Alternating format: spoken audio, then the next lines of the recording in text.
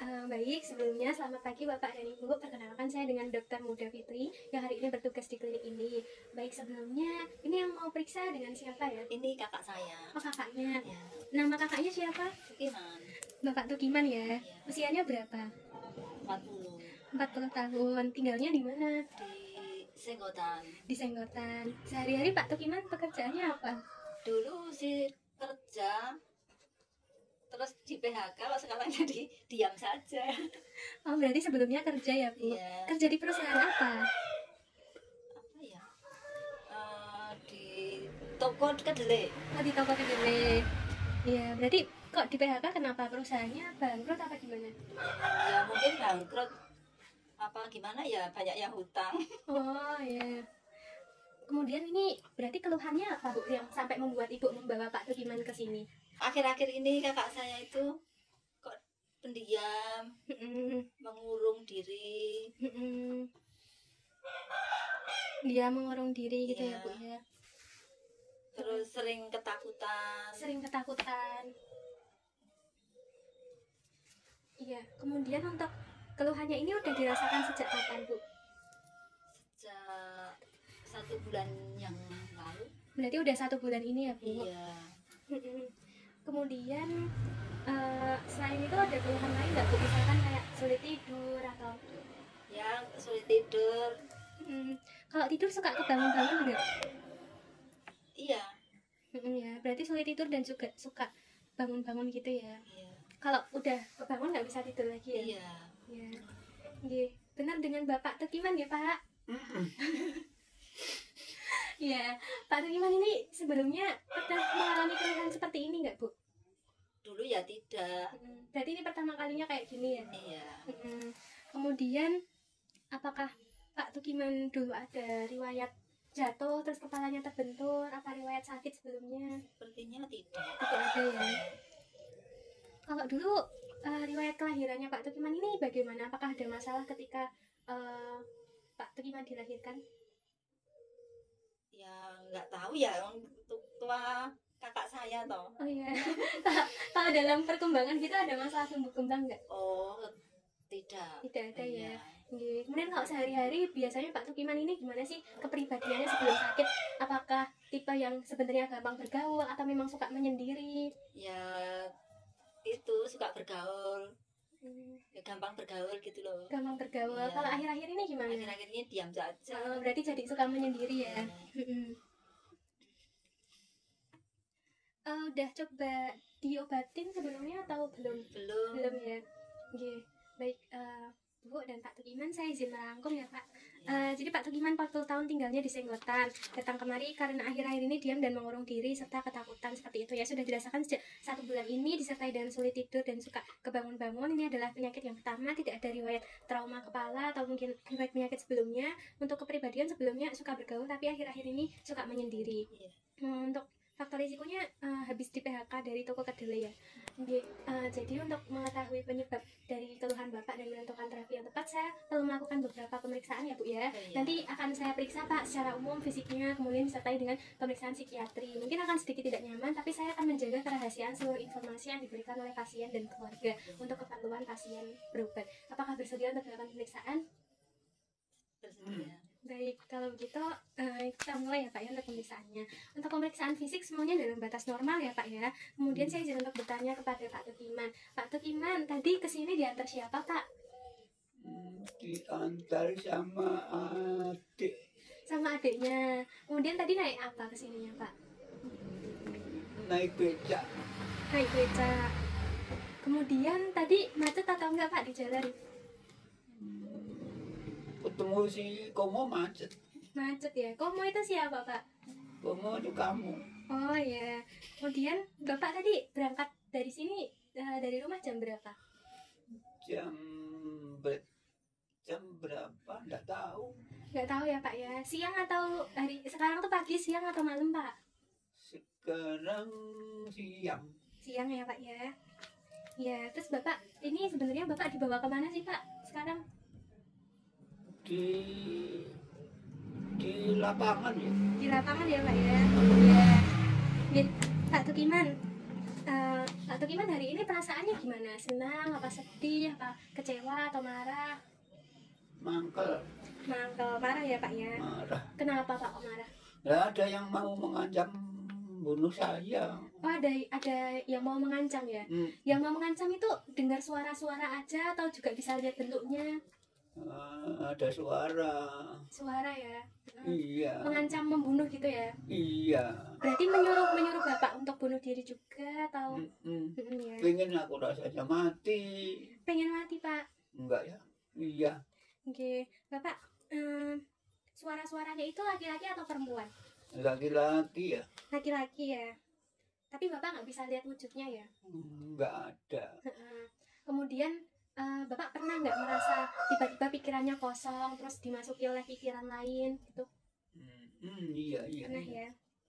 Kalau misalkan pikirannya dikendalikan oleh kekuatan lain gitu, pernah merasa gitu nggak? Iya kelihatannya. Kalau Bapak pernah nggak merasa bahwa orang lain tuh bisa tahu isi pikiran Bapak? Nggak tahu ya. Nggak tahu ya Pak ya. Berarti nggak pernah ngerasa, misal saya bisa baca pikiran Bapak atau Ibu Ani ini bisa baca pikiran Bapak tuh bisa nggak? Bu Ani itu siapa? Saudara Bapak ini Pak. Oh, namanya Ani. Iya, berarti nggak bisa ya Pak ya? Nggak bisa. Kemudian Bapak pernah nggak merasa bahwa orang-orang tuh membenci Bapak, orang-orang tuh ingin menyakiti Bapak gitu? Iya. Terus Bapak pernah nggak merasa bahwa orang-orang tuh mencintai Bapak gitu, semua orang mencintai Bapak? Malah membenci ya. Malah membenci ya. Iya. Bapak merasa punya kekuatan gaib atau kekuatan supranatural gitu nggak Pak? Nggak ada. Nggak ada ya. Bapak pernah merasa diri Bapak tidak berguna gitu nggak Pak? Iya. Bapak ini akhir-akhir ini selama 2 minggu terakhir ini merasa sedih atau enggak? Iya. Akhir 2 minggu ini ya, 2 minggu ini udah sedih ya. Iya. Terus Bapak pernah ngerasa lelah, nggak ada energi gitu nggak? Iya. Iya. Bapak punya hobi? Tidur. Berarti akhir-akhir ini Bapak merasa tidak bisa menikmati hobi, merasa nggak bahagia gitu? Iya, susah. Kemudian Bapak makannya gimana Pak? Apakah mengganggu nafsu makan Bapak? Nggak mau makan. Nggak mau makan ya? Udah berapa hari nggak mau makan? Udah beberapa hari nggak enak. Kalau tidurnya gimana? Suka sulit tidur apa? Sulit. Kalau udah tidur kebangun-bangun nggak? Iya. Berarti sekarang Bapak di rumah pekerjaannya apa? Tidur. Tidur aja ya? Iya. Nggak melakukan aktivitas lain Pak? Enggak. Enggak ya. Kemudian apakah Bapak merasa konsentrasinya terganggu gitu nggak Pak? Iya. Bapak pernah merasa pesimis, merasa masa depan Bapak bakal suram gitu-gitu? Iya. Oke, Bapak kemudian Bapak akhir-akhir ini pernah merasa bahwa diri Bapak asing gitu nggak? Jadi ngerasa kok bukan seperti diri Bapak gitu? Iya. Kalau Bapak pernah nggak merasa bahwa lingkungan Bapak asing seolah-olah Bapak dibawa ke alam lain? Iya. Bapak pernah ngelihat hantu gitu nggak? Hantu. Ya kelihatannya orang mengancam. Kalau misalkan mencium bau-bauan gitu, mencium bau bangkai, bau bunga yang orang lain nggak bisa nyium gitu? Enggak. Enggak ya.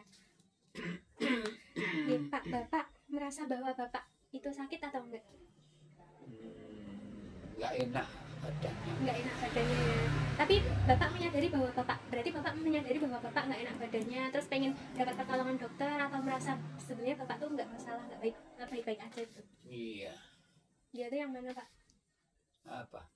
Maksudnya Bapak memang ingin mencari pertolongan dokter, Bapak pengen sembuh gitu? Enggak. Enggak ya, berarti Bapak nggak ngerasa Bapak sakit ya? Enggak. Enggak ya. Baik, untuk pemeriksaannya sudah selesai ya Pak dan Bu. Jadi berdasarkan hasil pemeriksaannya ini, saya izin melaporkan ke dokter terlebih dahulu ya. Oh iya. Jadi Pak Tukiman usianya 40 tahun, tinggalnya di Senggotan. Sebelumnya kerja di toko kedelai tapi di PHK. Nah, untuk keluhan utama yang membuat pasien dibawa kemari adalah pasien akhir-akhir ini suka diam dan mengurung diri di kamar tanpa ketakutan. Sudah dirasakan sejak 1 bulan ini.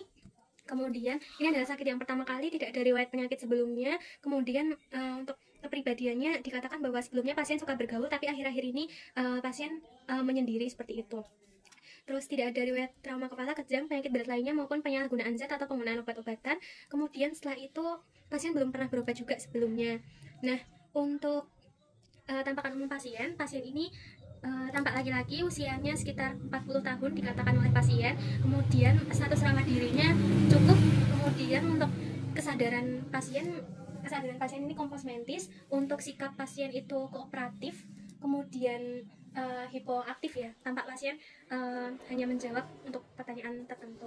Kemudian untuk gangguan perilaku tidak tampak ada kelainan pada perilaku maupun psikomotor.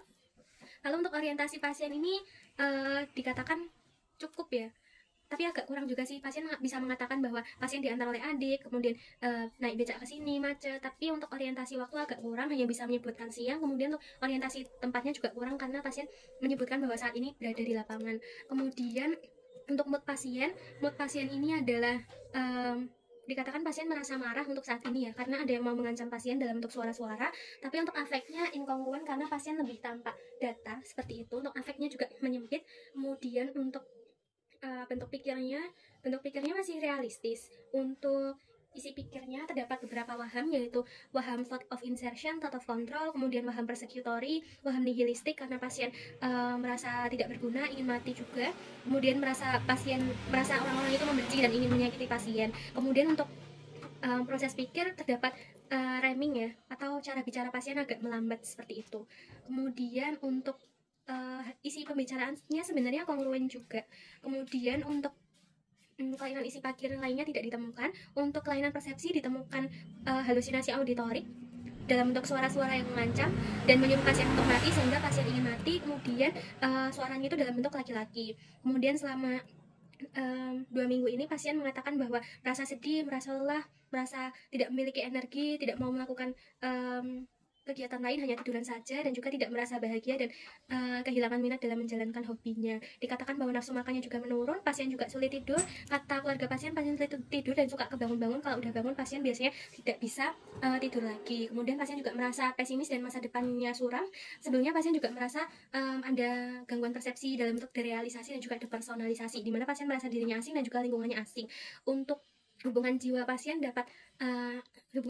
ini cenderung mudah ya sebenarnya. Kemudian untuk perhatiannya juga dapat ditarik dan juga dapat dicantum. Namun tirikan diri pasien itu satu, yaitu pasien merasa bahwa dirinya tidak sakit.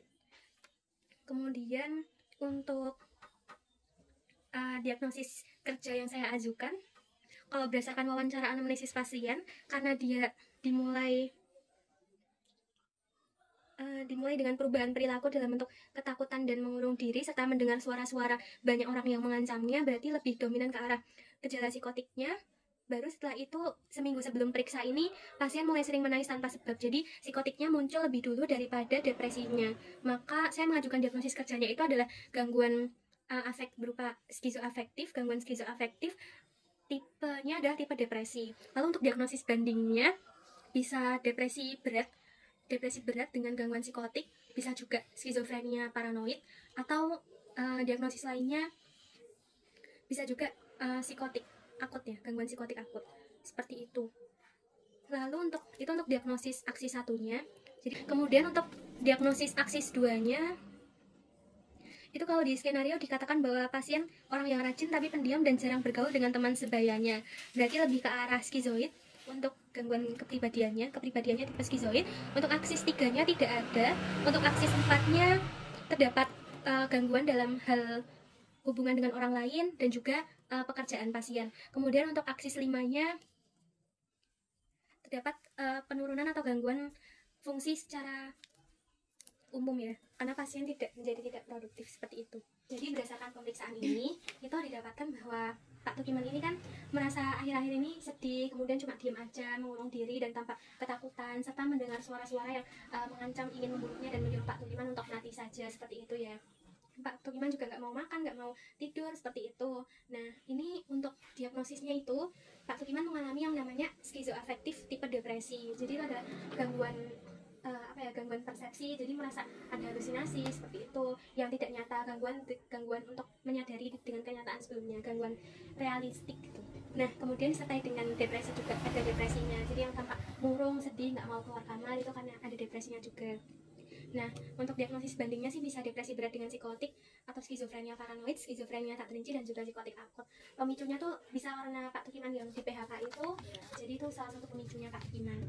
Nah, kemudian ini nanti akan saya berikan obat ya Bu ya. Obatnya itu ada dua macam. Tapi karena Pak Tukiman ini ada keinginan untuk bunuh diri dan mengatakan ingin mati seperti itu, saya merasa perlu merujuk Pak Tukiman ke rumah sakit besar yang ada dokter spesialis jiwanya untuk nanti dirawat inap di sana.